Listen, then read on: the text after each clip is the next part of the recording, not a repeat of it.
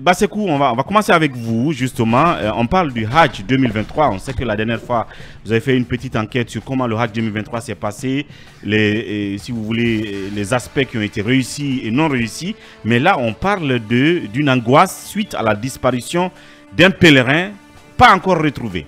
Oui, c'est une disparition miraculeuse. Il s'agit de Kerno Ablaye Baldé, originaire de Tougué, dans la région de Labé. Il est âgé de 77 ans. Il a disparu à la Mecque alors qu'il était venu effectuer le Hajj. Les dernières informations le concernant remontent lors de la phase de lapidation de Satan. Ça, c'est à Mina. Vous savez, le dernier convoi des pèlerins est arrivé à Conakry le 27 juillet dernier exactement, sans lui. Alors, c'est l'angoisse, l'inquiétude. Les familles, sa famille est sans lui, sa femme, ses proches, ses fils disent l'avoir appelé pour la dernière fois 2 jours avant la fête de Tabaski. Son téléphone ne passe plus. Donc après les recherches infructueuses de ses proches et du côté également du secrétariat général des affaires religieuses, donc qui pilote l'opération, et l'agence de voyage, on apprend que on se rapproche du côté du ministère des Affaires étrangères pour rapidement ouvrir une enquête afin de situer les responsabilités et comprendre comment tout cela s'est passé.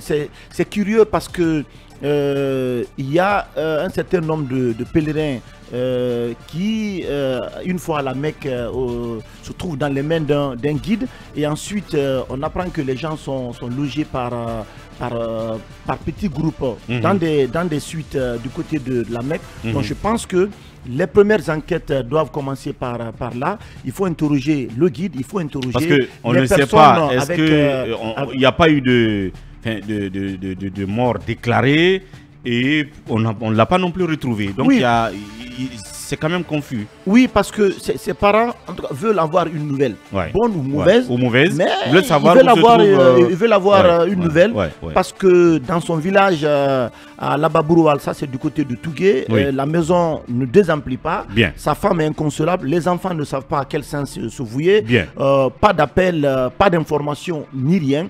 Je pense que le secrétariat général des affaires religieuses et l'agence de voyage donc qui a facilité le départ de Kerno Ablaye Baldé doit prendre des dispositions pour nous dire concrètement qu'est-ce qui s'est passé.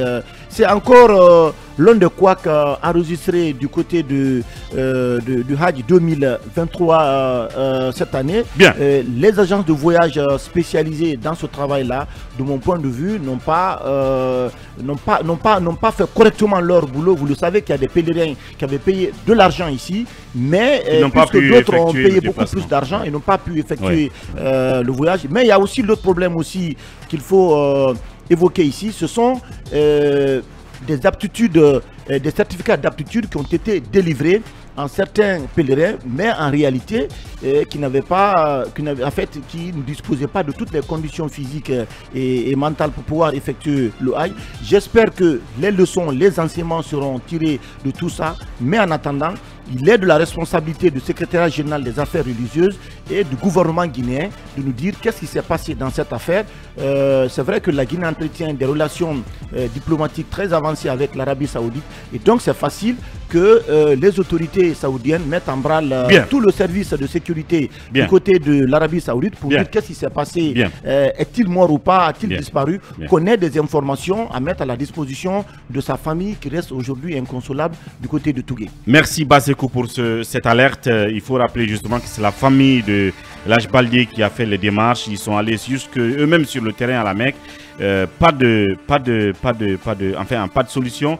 Si l'État peut aussi s'y mettre via la diplomatie pour se mettre sur la trace de ce pèlerin disparu jusqu'à date, ce serait assez bien. En tout cas, nous continuerons à suivre ça de près et nous reviendrons là-dessus la prochaine fois.